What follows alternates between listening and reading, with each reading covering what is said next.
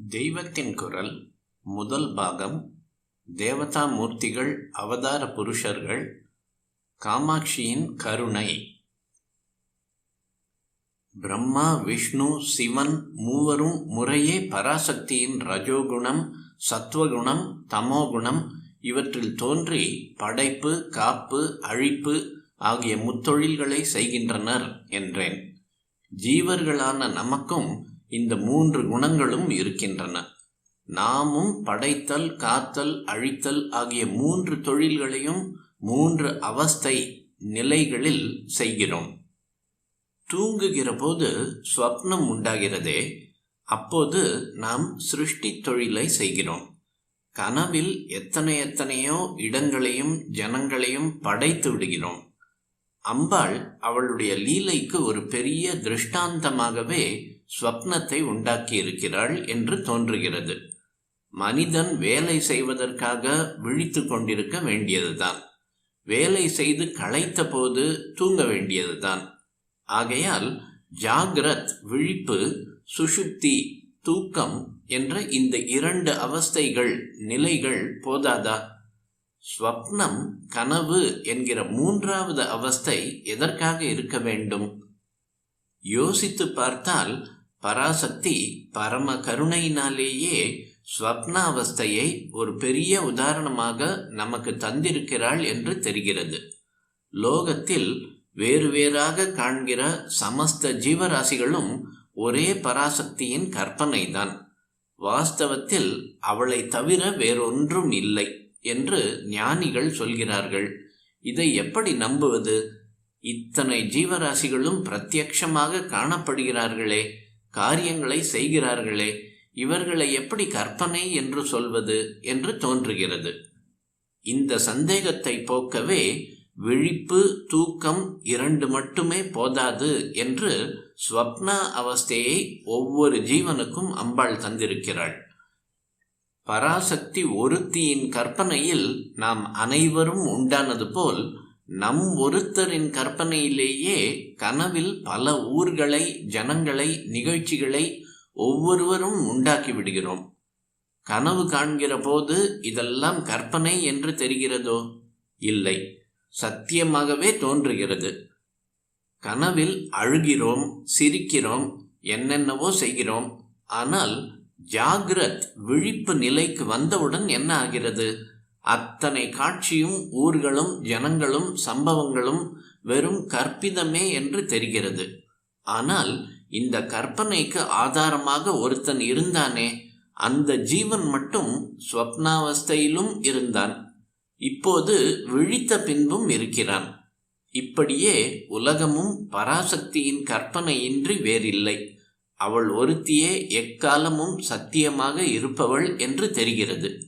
கனவு காண்கிற போது அது கனவு என்று தெரியாதது போல் இந்த உலக வாழ்க்கையில் நாம் மாட்டிக்கொண்டிருக்கிற வரையில் இந்த வாழ்வு மாயம் என்பதும் தெரியாமலே இருக்கிறது. ஸ்வப்னத்தை ஆத்ம சோதனை செய்து கொள்வதற்கு ஒரு பரீட்சையாகவும் அம்பாள் வைத்திருக்கிறாள். உள் மனத்தில் அமுக்கி வைத்த எண்ணங்களும் நம்முடைய பூர்வ சம்ஸ்காரங்களால் உள்ளுக்குள்ளே தடிப்பேறி போயிருக்கிற வாசனைகளுமே ஸ்வப்னத்தில் ஓரளவுக்கு வெளியாகின்றன. உள்ளுக்குள்ளே நாம் எப்படி இருக்கிறோம், எத்தனை தூரம் பரிசுத்தமாய் இருக்கிறோம் என்பது நமக்கே தெரியவில்லை. சாது ஜனங்களோடு கோவிலுக்கு போனால் அப்போது மனசுக்கு ரொம்பவும் சாந்தமாக இருக்கிறது. நாம் மிகவும் சுத்தமாகிவிட்டோம் போல் இருக்கிறது என்று நினைத்து கொண்டு விடுகிறோம். உடனேயே இந்திரியங்களை தூண்டுகிற சினிமா இல்லாவிட்டால் நாவலை படிக்க நேர்ந்தால் அதிலும் சந்தோஷம் ஏற்படுகிறது. இதை பற்றி யோசிக்கிற போது அடடா, கடைசியில் நாம் இவ்வளவுதானா என்று துக்கம் உண்டாகிறது. வாஸ்தவமாகவே நம் பக்குவத்தின் நிலை என்ன என்று உரைத்து பார்த்து தெரிந்து கொள்ளவே அம்பாள் ஸ்வப்னத்தை ஓர் உரைக்கல்லாக தந்திருக்கிறாள். கனவில் நாம் காமாதி அனுபவங்களில் மகிழ்கிறோமா, அல்லது காமாட்சியின் தரிசனம் கிடைத்தாற்போல் ஸ்வப்னம் வருகிறதா என்று பார்த்தால் நம் அந்தரங்கம் நமக்கே தெரியும். பூஜை, தியானம், ஜபம் என்று வெளிப்பட நாம் அமர்க்களம் பண்ணலாம். ஆனாலும் ஸ்வப்னத்தில் காமாட்சியை தரிசிப்பதாக வந்தால்தான் உண்மையாகவே பக்குவமானதாக அர்த்தம். நம் குறை நிறைகளை அறிய பரீட்சையாக கனவை வைத்திருக்கிறாள். குறை இருக்கிறதே என்று புலம்ப வேண்டியதில்லை. நமக்கு உள்ள குறையை உணர்ந்தால்தானே நிறைவை நோக்கி போகலாம். அம்மா, நான் இன்னமும் இப்படித்தான் இருக்கிறேனா? என்னை மேலும் கை தூக்கி விடு, உன்னை நிஜமாக பக்தி செய்ய அனுகிரகம் பண்ணு என்று அவளையே நம்பிக்கையோடு வேண்டிக் கொள்ள வேண்டும். நம் பக்குவ குறையை உணர்ந்து நம்மை திருத்திக் கொள்ளவே அல்லது நிறைவை அறிந்து நிம்மதி பெறவே கருணையோடு ஸ்வப்னாவஸ்தையை வைத்திருக்கிறாள். ஸ்வப்னம் என்பது படைப்பு தொழிலை காட்டுகிறது. அப்போது நாம் பிரம்மா மாதிரி சிருஷ்டி செய்கிறோம். ஜாகிரத் என்கிற விழிப்பு நிலையில் நம்மையும் நம்மை சேர்ந்தவர்களையும் ரட்சித்துக் கொள்வதற்காக காரியங்களை செய்கிறோம். இது விஷ்ணுவின் பரிபாலனம் மாதிரி. சுஷுப்தி எனப்படும் தூக்கத்தில் நம் இந்திரியங்கள், மனசு எல்லாம் அழிந்து போனது போல் எந்த வேலையும் செய்யாமல் ஓய்ந்து போய்விடுகின்றன. இது ருத்ரனின் கிருத்தியமான சம்ஹாரம் போன்ற நிலை. அண்டத்தில் உள்ளதெல்லாம் பிண்டத்தில் உண்டு என்பார்கள். அம்பாளுடைய சிருஷ்டி, ஸ்திதி, சம்ஹாரம் ஆகியன ஒவ்வொரு ஜீவனிடத்திலும் இருக்கின்றன. ஆனால் அவள் சிருஷ்டி, ஸ்திதி, சம்ஹாரம் செய்பவள் மட்டுமல்ல. இவை எல்லாவற்றிற்கும் அப்பாற்பட்டிருக்கிற நாலாவதான துரிய வஸ்துவே அவள்.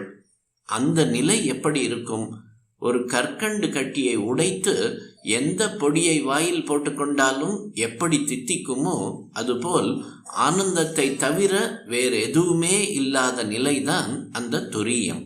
ஆனந்தானுபவம் என்கிற ரசம் ஒன்றே இறுகி இருக்கிற அந்த நிலையை ரசனம் என்று சொல்வார்கள்.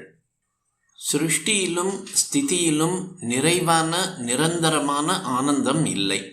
சம்ஹாரத்தில் எந்த அலைச்சலும் இல்லாத ஆனந்தம் இருந்தாலும் ஆனந்தமாக இருக்கிறோம் என்ற பிரக்ஞை இல்லை. இதுவும் பிரயோஜனம் இல்லை. துரியத்தில்தான் இந்த மூன்றுமே அடிபட்டு போய் இவற்றுக்கு ஆதாரமான ஒரே சத்தியம் மட்டும் ஆனந்த ஸ்வரூபமாக பூரண பிரக்ஞையுடன் பிரகாசிக்கிறது. அந்த ஒன்றுதான் மாயையால் இந்த மூன்றாகவும் தெரிந்தது. மாயை போனால் மூன்றும் போய்விடும். துரியமான ஒன்று மட்டுமே நிற்கும். ஜீவனை இந்த மூன்றின் கட்டிலிருந்து, மாயா பந்தத்திலிருந்து அம்பாள் விடுவித்தால் அந்த ஆனந்தத்தை அனுபவிக்கலாம். இந்த உலக மாயையில் அகப்பட்டு கொண்டிருக்கும் போதே பரீட்சையில் பாஸ் பண்ணுவது, உத்தியோகத்தில் ப்ரமோஷன் பெறுவது, வியாதி வந்தால் குணமாவது, இதற்கெல்லாம் பிரார்த்தனை செய்கிறோம். நம் பிரார்த்தனை நிறைவேறிவிட்டால் சுவாமி அனுகிரகம் செய்துவிட்டார் என்று சொல்கிறோம். ஆனால் பராசக்தியின் பஞ்ச கிருத்தியங்களை, ஐந்தொழில்கள் எடுத்துக்கொள்ளும் போது அனுகிரகம் என்றால் அது மாயாலோகத்திலிருந்து நம்மை விடுவித்து நம்முடைய ஆத்மஸ்வரூபமான மோட்ச நிலையில் சேர்ப்பிக்கிறதைத்தான் குறிக்கும். லலிதா சஹஸ்ரநாமமும் பிரம்மாவாக உலகை படைக்கிறாய், விஷ்ணுவாக காக்கிறாய், ருத்ரனாக சம்ஹரிக்கிறாய், மகேஸ்வர சக்தியாக மாயையாகிறாய், சதாசிவ ஸ்வரூபமாக அனுகிரகத்தை செய்கிறாய் என்று ஐந்தொழில்களை சொல்கிறது. சிருஷ்டி கர்த்ரி பிரம்மரூபா கோப்த்ரி கோவிந்த ரூபிணி சம்ஹாரிணி ருத்ரரூபா திரோதானகரீஸ்வரி சதாசிவானுகிரகதா பஞ்சகிருத்திய பராயணா. ஜீவன் விஷயத்தில் கனவு, விழிப்பு, உறக்கம் இவையே சிருஷ்டி, ஸ்திதி, சம்ஹாரம் என்றேன். இங்கேயும் துரியம் இருக்கிறது. குடை ராட்னத்தில் சுற்றுகிற மாதிரி விழிப்பிலும் கனவிலும் தூக்கத்திலும் மாயைக்குள் சுற்றி சுற்றி வருகிறோம். சிலர் இந்த குடை ராட்டினத்தில் யானை மேல் இருக்கிறோம், சிலர் குதிரை மேல் இருக்கிறோம், சிலர் சிங்கத்தின் மேல் இருக்கிறோம். ஆனால் எதுவானாலும் இந்த குடைராட்டின வட்டத்தை விட்டு அப்பால் சவாரி செய்ய முடியாது. அதாவது மாயைக்குள்ளேயே தான் நம் பெருமை, சிறுமை எல்லாம் சுழன்று சுழன்று வருகின்றன.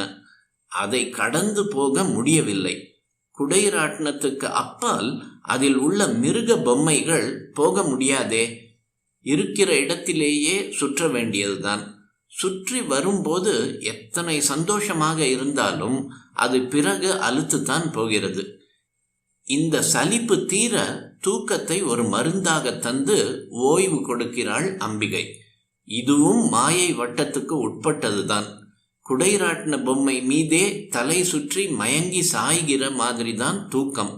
ராட்டினத்தை விட்டு இப்போதும் இறங்கின பாடாக இல்லை. இந்த தூக்கத்துக்கு அப்பால் தான் 3 நிலைகளுக்கும் ஆதாரமான துரியம் இருக்கிறது. நாம் தூங்குகிற போதும் எதுவோ ஒன்று நமக்குள் தூங்காமல் விழித்து கொண்டு உயிரை இயக்குகிறது அல்லவா? அதுதான் துரியம். குடைராட்டின வட்டத்துக்கு அப்பாற்பட்ட சத்தியம் அதுவே அம்பாள். அம்பிகையை மாயை மாயை என்றே பொதுவாக சொல்வார்கள். மூகரும் காமாட்சியிடம், ஹே மகா மாயையே, உன் துளிர் போல் சிவந்த பாதங்களில் லயித்து போகிறேன் என்கிறார். லீயே புரஹர ஜாயே மாயே தவ தருண பல்லவச் சாயே சரணே. மாயையில் லயிப்பதாக சொன்னாலும் மாயைக்கு அதீதமான துரியானந்தத்தில் 2 கலப்பதாகத்தான் இங்கே அர்த்தம்.